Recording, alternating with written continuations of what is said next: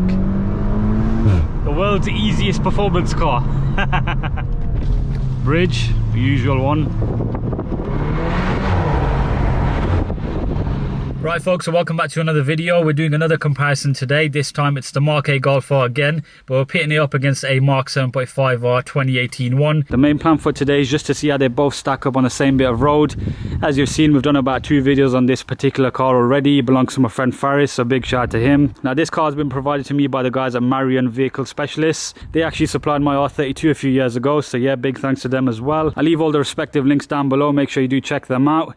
But yeah, totally standard car, which is what I wanted for this video. I believe the only modification it has is a res delete. We'll start with the powertrains of both cars first. So we've got the EA888 here, very familiar. This is a Gen 3 version. This is when we actually had nice engine covers, as opposed to whatever that is. IS38 turbo, oil cap is at the back here. So one of the main ways to identify the newer version, one is going to be in a Mark 8, of course, obviously. Oil caps in a different place.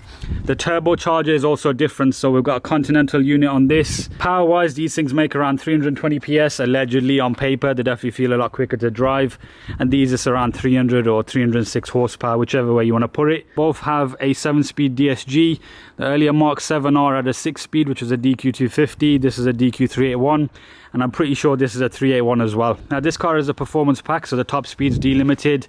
It also has that fancy rear spoiler, but they did actually introduce the performance pack in the Mark 7.5R along with the exhaust options. This one does have a standard back box, but they did have the option of the Akrapovic exhaust, of which this particular car has. Very nice bit of kit, but it does come at a cost around £3,000. In terms of paintwork, it's finished in Indian grey, one of my favourites. It was introduced on the Mark 7.5R as well. And interior wise, we have the standard cloth seats with the Alcantara in the center here. I actually really like these because they changed them from the Mark 7, which had like a beige finish, but I totally have these, to be honest. Flat bottom steering wheel, the usual kind of affair. And yeah, this car's got 30,000 miles. Interior on the Mark 8, as I've shown before, it's got the leather option on this. Again, a very costly option. They're actually heated and cooled, so quite impressive for a hatchback. They've obviously gone quite far on the whole button removal, but I reckon on the Mark 8.5 they'll bring some of it back. There's been so many complaints, it'd be silly of them not to. The only kind of issue I have is the fact that this volume control bit here and the temperature doesn't actually light up in the dark. Now for those of you who have never watched my channel before, it might look like I'm just glossing over this car. I've actually done 2 very detailed videos on it, so I'll link them down below as well. They'll tell you all you need to know about this particular car's spec. All I gotta say is it has pretty much every option you can take on a Mark 8 Golf R. It's best part of £50,000, so quite a lot of money. And yeah, I just want to see how it's like driving it back to back with those, because you can get a Mark 7.5R in a spec like this with this kind of mileage for mid to high 20s, I believe. Obviously the market's a bit crazy right now, but it's still basically half of this, and if you already got one of them, you want to know how it compares to this. So yeah, that's the job today. Now in my opinion, the biggest change between both cars is the 4-wheel drive system. Now they're both still front-wheel drive biased kind of platforms, but this uses a traditional Haldex unit, whereas this has the addition of a new rear diff from Magna. It has a drift mode, and yeah, it can do fancy slides, and it does actually feel relatively rear biased in certain situations. Now another difference between both cars is this has bigger brakes, so there's a new caliper design. I believe it's 356mm off the top of my head. It looks very much like the Club Sport S style disc, whereas if we head over to the Mark 7, they're 340mm. I've used these brakes extensively on multiple cars. I've never really had an issue with them. You can do the Mark 7 Club Sport S disc upgrade. You can actually notice the front camber on the Mark 8Rs a lot more pronounced, whereas on the Mark 7.5 it's quite upright. It looks very normal, you could say, whereas yeah, that looks very purposeful. But yeah, I reckon that's a good enough walk around of both cars. You've probably seen so much content on these by now over the years. I'll get a start on both, we'll get a few revs in, and then yeah, we'll hit up some country roads.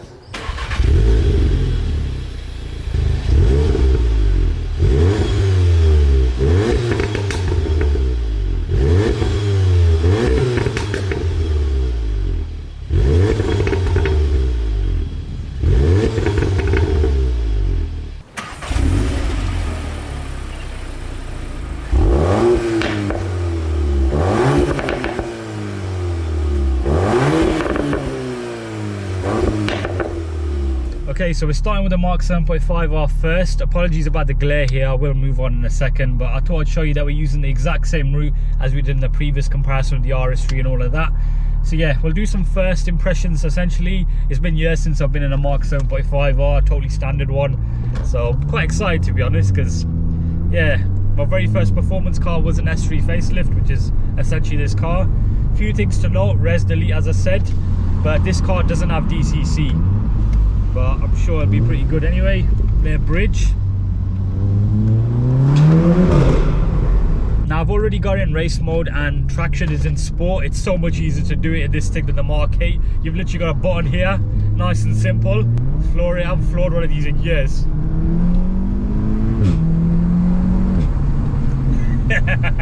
I totally forgot about these DSG bangs. The one thing that always used to bug me on these cars was that the paddle here on the right is pretty much pointless. I'll demonstrate now. In second, it'll upshift on its own, even in full manual mode. It's nothing new, but yeah, it's been a while since I've been reminded that that was a thing. Look, it has like a built-in safety mode. This whole car is basically a safety mode. It's designed for someone to literally just abuse on a back road or wherever really, and the car will save you. Tell you what, it's every bit as direct as I remember. Gearbox is right there. You can lean on it nicely. Interestingly enough, the exhaust doesn't seem that loud even despite having no OPF and a res delete. In the cabin you don't really hear much. Actually, hold on. Has this got the active sound coded out? Yeah, I think it has, you know. I think it has, because there's no Subaru Boxer noise coming through the cabin. I actually quite like the sound actor on a Mark 7, to be fair. Alright, we came down this exact road about a couple of weeks ago in the Mark 8.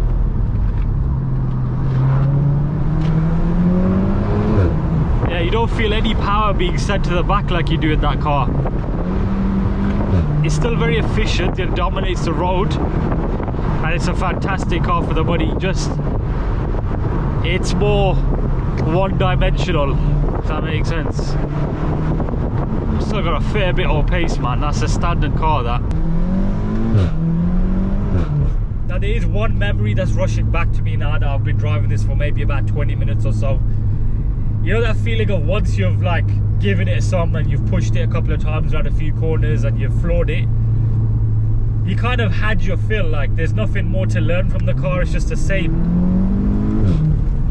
It's exactly what I was trying to get at when I was doing my Mark 7 GTI build about, it's just a good car. It doesn't really try to trick you or show you anything new, it does the same thing. Every corner it's efficient, it's quick. Power you get used to. I feel like if I had one of these I'd probably have to map it the same day. Don't get me wrong, that's a quick car if it's your first hot hatch, but it doesn't like, it wouldn't make me want to jump out for a drive. It wouldn't. Whereas maybe even a stock GTI Club Sport, I'd want to take that thing for a drive. But regardless, I know a lot of people just want a car to just do everything, so this is perfect for that. But that's where I feel like the Mark 8R, they've definitely stepped it up, because that thing does have some quite interesting behaviour depending on what setting it's in. But yeah, I think what we'll do, that was my brief kind of initial thoughts on this, or revisiting this car. Still great, but yeah, let's hop into the Mark 8. Right, so I've got the centre speedo on today. Look at those downshifts. Bridge, the usual one.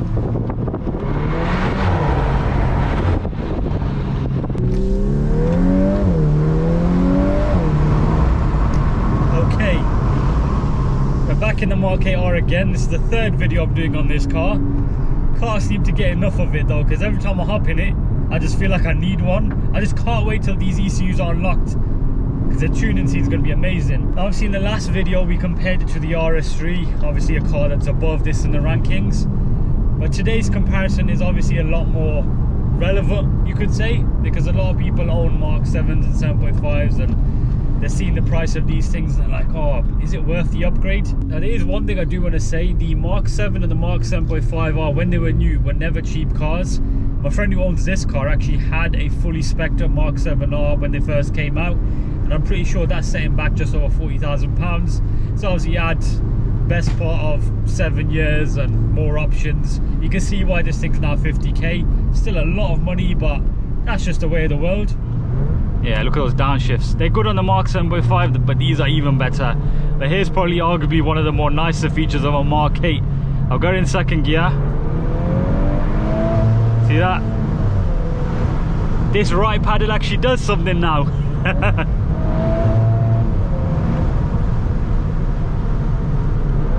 Oh, so smooth. Ride quality is amazing. It just eggs you on to just go further. Brakes are nice.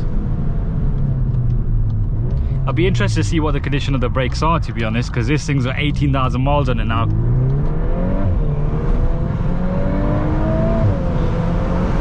Straight off the bat, this car feels way more direct than that Mark 7. It's so on its toes. Now, if I was driving like an early Mark 7R and it had quite high mileage, I'd probably put some of the kind of numbness in comparison to this down to like the car's age. But because that's a relatively fresh car, it has 30,000 miles on it, only about 12 more than this, and it's a 67 plate, I think it just genuinely is that this Mark 8R is just way more on its toes. This feels to me like a combination of a Mark 7 Club Sport S and a Golf R. That's what this is. It's both of those combined, and I don't think you can get better than that. I think with the old car, I'd probably need a manual for me to find it kind of fun, because it adds a bit of engagement. Now with these, we can't get the manual anymore in the UK. I believe the Americans can. So, you know, lucky them. They do tend to get a lot of manual only cars, like even down to like certain M cars, they get the option and we don't, which is strange. But even with the DSG, this thing's fun. So that says something, doesn't it? And people are boiling down to like looks and stuff like that. Drive one of these after driving a Mark 7.5R, it's no joke.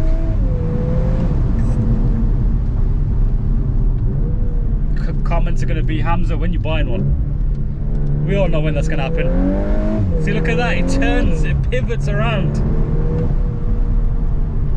Love the rear diff in this. It's so interesting driving a new and old version of the same car back to back.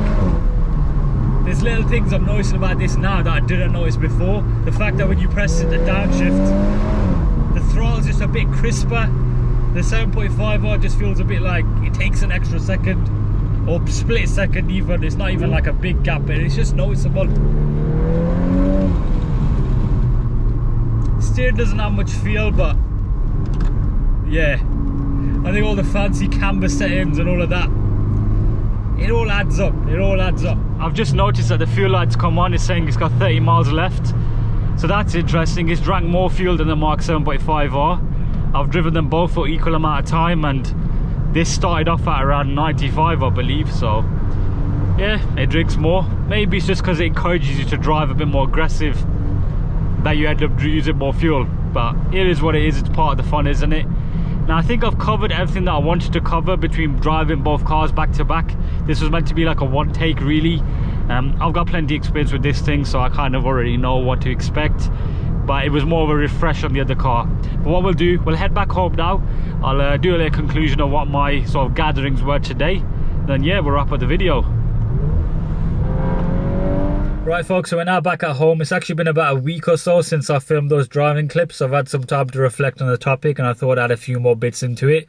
As I've shown throughout the video, the Mark 8R is more fun to drive. I've spent a good amount of time in that car, and I've been in Mark 7s plenty of times over the years in various different states of tune, and I would definitely take the Mark 8R if I was going to go for a little blast on a back road. Obviously, if you've got a tuned Mark 7, you can make it a bit more, you know, edgy and whatnot, but that rear diff unit on the Mark 8R totally transforms the driving experience in my opinion. Now, I do appreciate the price jump is pretty huge, especially if you've got an earlier Mark 7 or a Mark 7.5. You're looking at pretty much double your money, if not more, to get into a nicely spec'd Mark 8R at this point.